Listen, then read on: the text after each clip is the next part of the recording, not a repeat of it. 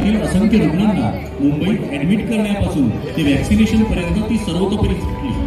अक्षरशः जेव्हा मृत्यूचा सडा पडत होता आणि प्रेतांना अग्नीही द्यायला नातेवाईक तयार नव्हते, तेव्हा पीपीई किट घालून मृत व्यक्तींना आपल्याच कुटुंबाकडे समजून जीव धोक्यात गेले, इथलेही गेले। पण तुम्ही या तुम्ही अजून इतके श्रीमंत झालेला नाहीत की या महाराष्ट्रातल्या आमच्या भगिनींना तुम्ही विकत घेऊ शकाल। तुम्ही 400 रुपयाचा सिलेंडर 1200 रुपये केला आणि इलेक्शन आले।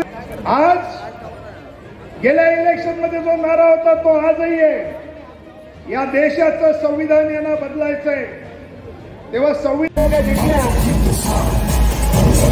विधानसभेच्या सर्व नागरिकांना विनंती करताना जोरदार टाळ्यांच्या गजरामध्ये आदित्य साहेबांचं आपण स्वागत करायचं। आदित्य साहेबांना विनंती करतो की आपण आपल्या हिंदू संस्कृतीप्रमाणे छत्रपती शिवराय यांच्या प्रतिमेस पुष्पहार अर्पण करायचं। सचिन सावंत यांना विनंती करतो भारतीय राज्यघटनेचे शिल्पकार डॉक्टर बाबासाहेब आंबेडकर यांच्या प्रतिमेस पुष्पहार अर्पण करायचे। यांना विनंती करतो की आपण हिंदू हृदयसभार बाळासाहेब ठाकरे यांच्या प्रतिमेस पुष्पहार अर्पण करायचे। रवीनाताई मोरजकर यांच्या प्रचारामार्फत कुर्ला विधानसभेमध्ये भव्य दिव्य अशा सभेत आलेले सर्व शिवसेनेच्या महाविकास आघाडीच्या पदाधिकाऱ्यांचं हार्दिक स्वागत। त्यांचा जोरदार टाळ्यांच्या गजरामध्ये पुन्हा एकदा शिवसेना नेते युवासेना प्रमुख आदित्य साहेब यांचं इथे स्वागत करायचं। बोला वंदनीय शिवसेना प्रमुख बाळासाहेब ठाकरे यांचा, शिवसेना पक्षप्रमुख उद्धवजी ठाकरे यांचा, शिवसेना नेते युवासेना प्रमुख आदित्यजी ठाकरे यांचा। अरे आवाज कुणाचा, ही ताकद कुणाची? मी आता विनंती करतो ज्या क्षणाची आपण सर्व आतुरता प्रत्येक मतदाराला आपण बाहेर काढून आषाढीला मतदान कसं होईल, प्रवीणाताईला मतदान कसं होईल हे आपल्याला बघायचं। चुनापट्टीमध्ये आदेश भावनेची रॅली काढली प्रवीणाताईंबरोबर, प्रचंड आणि प्रचंड असा प्रतिसाद मिळाला। त्याचप्रमाणे काल संध्याकाळी कसाईवाड्यामध्ये जी आपण रॅली काढली त्या ठिकाणी प्रवीणाताईंना प्रचंड प्रतिसाद मिळाला। म्हणजे आपल्याला एक जमेची बाजू अशी आहे की सगळ्या स्तरातून आपल्याला प्रवीणाताईंना पाठिंबा मिळतोय। त्यामुळे आपला विजय हा निश्चितच आहे, विजय तर निश्चित आहे, पण ते किती मताधिक्याने मिळतोय हे महत्वाचं आहे आणि त्याची जबाबदारी तुमच्यावरती आहे, आपल्या सगळ्यांवरतीच आहे। तेव्हा आपण सगळ्यांनी संदर्भ करून 23 तारखेला ज्यावेळी मी पालकमंत्री होतो ताईंचं काम मी पाहिलेलं आहे, ताईंची तळमळ ह्या मतदारसंघासाठी पाहिलेली आहे। आणि साहजिक आहे जेव्हा तिकीट मिळालं त्यांना पक्षप्रमुखांनी सांगितलं की तुम्हाला लढायचं आहे, त्या मिनिटापासून तर मी त्यांना सांगितलं ताई तुम्ही जेव्हा जेव्हा हात माराल मला तेव्हा प्रचाराला मी येणार म्हणजे येणारच। पण त्याच सोबत त्याच्या आधी देखील गेल्या 2.5 वर्षातला आपला लढा जो आहे तो फार महत्त्वाचा राहिलेला आहे। मी विनंती करेन हे जे कॅमेरावर आहे थोडा पण कॅमेरा सेट करून बसून घ्या ना, मला मागचे लोक दिसत होते थोडी प्लीज। हीच लोक होती ज्यांना उद्धव साहेबांनी त्यांचं तिकीट दिलं आणि हीच लोक होती ज्यांना उद्धव साहेबांनी मोठं केलं, कधी मंत्री बनवलं, कधी नगर विकास खातं दिलं, कधी अमुक दिलं, कधी तमुक दिलं। पण जे गब्बर झाले, जे खाल्लं त्यांनी पचू शकले नाही, जे गब्बर झाले ते गद्दार झाले आणि हेच गद्दार पळून गेले होते सुरतला, गुवाहाटीला आणि गोव्यामध्ये टेबलांवर नाचले होते। आज मी खरोखर आज इथे सगळ्या ज्या महिला आलेल्या आहेत मुंबईकरात आपण प्रवीणाताईंसाठी आलेल्या आहेत, शिवसेना उद्धव बाळासाहेब ठाकरे पक्षासाठी आलेल्या आहेत, एका व्यक्तीच्या विश्वासामुळे आल्या, त्या व्यक्तीचं नाव उद्धव बाळासाहेब ठाकरे आहे। मी तुम्हाला विचारत आहे की हे जे निर्लज्ज गद्दार आहेत, जे उद्धव साहेबांचे होऊ शकले नाहीत, जे शिवसेनेचे होऊ शकले नाहीत, हेच गद्दार जे उद्धव साहेबांना मुख्यमंत्री पदावरनं बाजूला व्हायला लागलं म्हणून टेबलांवर कसे नाचले मंकी लोकांसारखे बघा माकडांसारखे नाचले, ह्या गद्दारांना तुम्ही आपले आदर्श राज्यकर्ते म्हणून विचार करू शकता का? नाही विचार करू शकत। पण आपलंच मत घेण्यासाठी या गेल्या 2 महिन्यामध्ये या एकनाथ शिंदे सरकारने एक फसवी योजना आणली होती. त्या फसवी योजनेचं नाव माहिती का काय? कोणी सांगू शकेल का? लाडकी बहीण. आज मी इथे सगळ्या ज्या बहिणी आल्यात, ज्या इथे महिला आल्यात, तुम्हाला विचारत आहे, ही जी लाडकी बहीण योजना आहे त्याच्यात किती रुपये देत आहेत सगळ्यांना? किती देत आहेत? 1500 रुपये. पण भाजप आणि एकनाथ शिंदे खूप मोठे जादूगार आहेत. तुम्हाला दाखवतो तसं. डोळे उघडा पुन्हा या 2024 मध्ये. आता किती देत आहेत? 1500. म्हणजे किती शून्य गायब झाले? एका सेकंदात शून्य गायब झाले ना. आणि हे तुम्हाला लिहून देतो मी. जर चुकून यांचं सरकार पुन्हा एकदा आपल्या डोक्यावर बसलं, भाजपचं सरकार, एकनाथ शिंदेचं सरकार, भाजप प्रणित खोके सरकार जर आपल्या डोक्यावर बसलं, तर हेच लोक तुम्हाला 150 रुपयाचा चेक देण्यात पण लाज वाटणार नाही ना. दिलं त्यांनी चेक. आत्ता युपीमध्ये, उत्तर प्रदेशमध्ये तिकडच्या मुख्यमंत्री योगी आदित्यनाथजींनी 300 रुपयाचा चेकचं वाटप केला होता. पण 1,500 रुपयामध्ये, 1500 रुपयामध्ये आजची जी एक परिस्थिती आहे, जी महागाई वाढत चाललेली आहे, ह्याच्यात आपल्याला काही परवडतंय का? मी महिलांना विचारतोय, पुरुषांना विचारत आहे, परवडते कोणाला? काही नाही परवडत. आणि म्हणून महाविकास आघाडी ठरवलेलं आहे की यांची लाडकी बहीण जी योजना आहे, हे बोलतात आम्ही बंद करू बंद करू.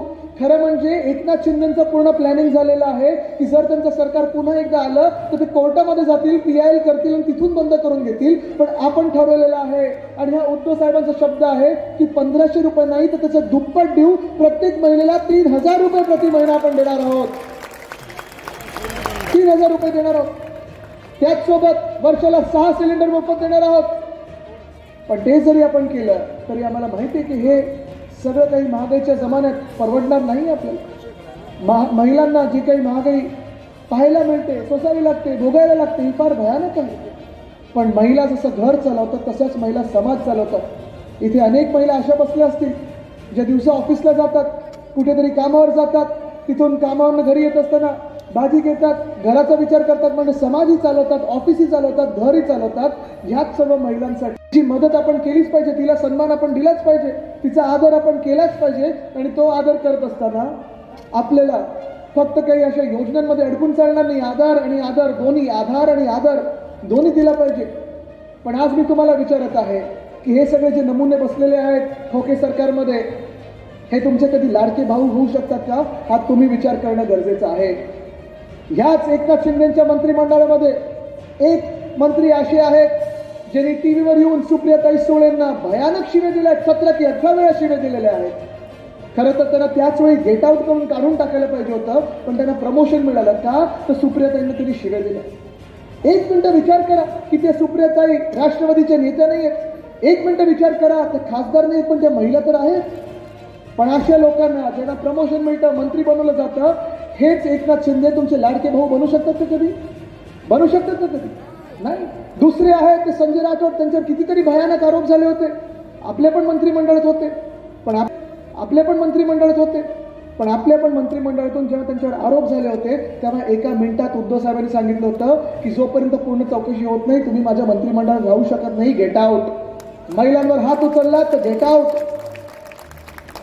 पण आपण पाहतो याच एकनाथ शिंदेने त्यांना मंत्री केलं. अहो हेच काय, जी गौरी लंकेश नावाची एक महिला पत्रकार होती, तिचा खून ज्यांनी केला त्याच खुनी लोकांना ह्यांनी जालन्यामध्ये स्वतःच्या पक्षात घेतलं. हे होऊ शकतात लाडके भाऊ? हेच काय, हेच एकनाथ शिंदे आहेत, हेच गद्दार आहेत, हीच गद्दारांची टोळी आहे ज्यांच्या वामन म्हात्रे नावाच्या एका व्यक्तीने बदलापूरमध्ये एका महिला पत्रकाराला विचारलं होतं, तू असे काही प्रश्न विचारते जसं काही तुझाच रेप झालाय. हे अशी महिलांना वागणूक देणारे, असे विचार महिलांबद्दल मनात ठेवणारे लोक हे तुमचे लाडके भाऊ होऊ शकतात का? आणि तुम्ही ह्यांना कधी मतदान करू शकता का? हा मी तुम्हाला प्रश्न विचारायला आलेलो. एका बाजूला उद्धव साहेब आहेत, कुटुंब प्रमुख काम करतात, कुटुंब प्रमुख म्हणून नेहमीच राहिलेले विश्वास महिलांचा असेल, शेतकऱ्यांचा असेल, तरुणांचा असेल, सगळ्यांचा असेल, सर्व धर्मांचा असेल, उद्धव साहेबांवर विश्वास आहे. तो यासाठी आहे कारण ते कुटुंब प्रमुख आहेत, सगळ्यांना जपतात आणि सोबत घेऊन चालतात. दुसऱ्या बाजूला एकनाथ शिंदे आहेत जे गद्दार आहेत, जी गद्दारांची टोळी आहे, जी असे नमुने घेऊन चालतात. ह्या नमुन्यांना तुम्ही कधी मतदान करू शकाल का? हा आज मी तुम्हाला सवाल करायला लागलो. पण एक बाजूला आपण पाहतो की महिलांवर अत्याचार, महिलांचे बलात्कार, जे भाजपचे पक्षातले लोक असतील, काही ठराविक लोक असतील, मग तो रेवण्णा तिथे राक्षस असेल कर्नाटकामधला, किंवा ते मग जे भाजपचे गुजरातमधले लोक आहेत ज्यांनी बिल्किस बानोच्या बलात्कारांना स्वतःच्या पक्षात घेतलं, त्यांची आरती ओवाळली आणि त्यांना प्रचारात फिरवलं.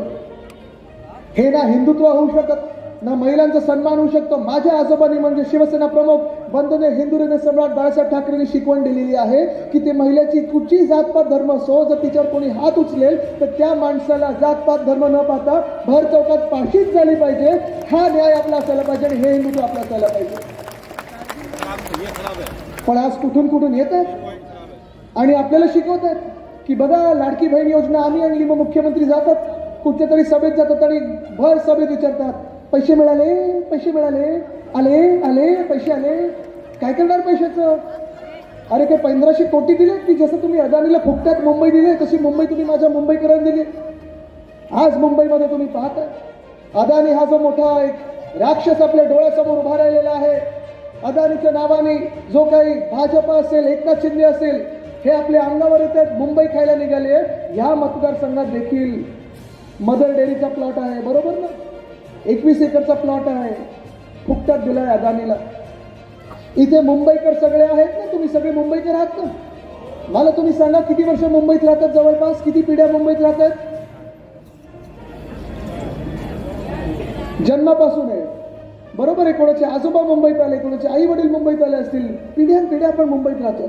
तुम्ही मला सांगा या मुंबईमध्ये तुमच्या जन्मापासून आतापर्यंत कोणीही तुम्हाला 1 इंच तरी जमीन मुंबईची फुकट देऊ शकतं का, मोफत देऊ शकतं का? मिळाली कोणाला? हात वरती करून सांगा की मला अदानी सारखी जमीन फुकटात मिळाली मुंबईमध्ये. मिळते कोणाला? नाही मिळते. मग जर माझ्या मूळ भूमिपुत्राला, माझ्या इकडच्या मुंबईकरांना जमीन फुकटात मिळत असेल, मुंबईकरांना कर भरायला लागत असेल, मुंबईकरांना ह्या बिल्डरांची दादागिरी सहन करायला लागत असेल, मग अदानी समूहाला का मुंबई फुकटात मिळावी हा प्रश्न पाहिजे. मुंबईकरांना तिथे जागा मिळाली पाहिजे. पण आज पाहतोय मी धारावी पुनर्विकासाच्या नावाखाली धारावी विकास तर होणारच नाहीये. तिकडचे जवळपास 2 लाख धारावीकर यांना घराबाहेर काढलं जाणार आहे. कोणाला कुर्ल्यामध्ये आणलं जाणार आहे, कोणाला मुलुंडमध्ये आणलं जाणार आहे, कोणाला मड आयलंडला पाठवलं जाणार आहे, कुठे मिठागरामध्ये पाठवलं जाणार आहे. उद्धव साहेबांनी सांगितलेलं आहे की ज्या मिनिटाला आपलं सरकार बनेल, आणि हे तुम्ही सगळ्यांनी लक्षात ठेवायला पाहिजे, ज्या मिनिटाला आपलं महाविकास आघाडीचं सरकार बनेल, ही जी धारावी पुनर्विकासाची निविदा आहे ती आपण रद्द करू, त्याची होळी करू. जो मदर डेअरीचा प्लॉट अदानीला दिलाय तो रद्द करू. जो मुलुंड असेल, घाटकोपर असेल, कांजूर असेल, इकडचे सगळे दिलेले प्लॉट असतील ते रद्द करू आणि धारावीकरांसाठी 500 स्क्वेअर फुटाची घरं धारावीच्या हक्काची धारावीकरांना मिळाली पाहिजे. ती धारावीतच देऊ आपण, हा आपण शब्द घेऊन पुढे चाललेला आहे. पण फक्त काही अदानीला जे पाहिजे ते मिळणार आणि बाकीच्या मुंबईकरांना असंच उपाशी तुपाशी ठेवू असं नाही. आज मी ते अजून एक शब्द द्यायला आलोय. मध्यंतरीच्या काळात जसं माझ्या मतदारसंघात पोलीस परिवार आहेत, पोलीस क्वार्टर्स आहेत, मला वाटतं इथे पण आहेत पोलीस क्वार्टर्स, पोलीस परिवार इथे पण आहेत. मी असताना शब्द देते कारण महाविकास आघाडीच्या काळात पोलीस क्वार्टर्ससाठी कधी नाही तसं आपण 650 कोटी आपल्या अर्थसंकल्पात आणले. ते 650 कोटी या निर्लज्ज सरकारने स्थगित करून ठेवले. याच पोलिसांना वापरतात आपल्यावर धाडी टाकायला, याच पोलिसांना वापरतात आपल्यावर कधी कधी लाठीचार्ज करायला. पोलिसांचा वापर ते जरांगे पाटील साहेबांवर लाठीचार्ज करायला वापरतात, पोलिसांचा वापर ते वारकऱ्यांवर लाठीचार्ज करायला वापरतात. पण याच पोलिसांच्या घराचा विचार करत नाहीत कधी.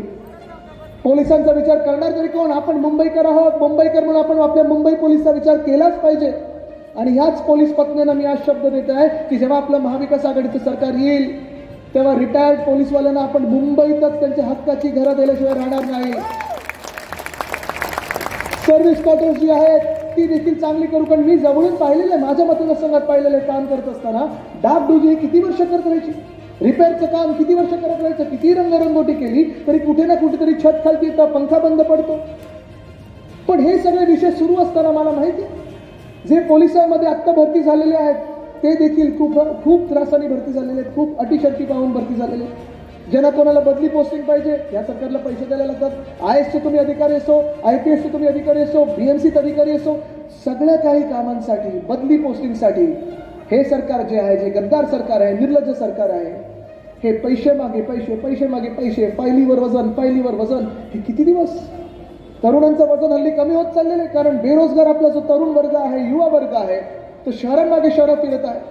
कुठच्याही महाराष्ट्राच्या जिल्ह्यामध्ये जा आणि कुठच्याही शेतकरी बांधवाला विचारा की तुमची मुलं, तुमची पुढची पिढी तुम्हाला शेतीत याविषयी वाटतात का? तुमचे पण आई वडील कोणतरी किंवा पूर्वज कोणतरी शेतकरी असतील किंवा कोणते नातेवाईक असतील. आणि ते सगळे शेतकरी बांधव सांगतात नाही आमच्या शेतमालाला भाव दिला नाही. पीक पाणी आमचं जे काही नुकसान होतं त्याला कोणी नुकसान भरपाई येत नाही. गेल्या 2 वर्षात कधी कृषी मंत्री पाहिले नाहीत. आणि मग मी त्यांना विचारतो, मग तुमची मुलं जातात तरी कुठे?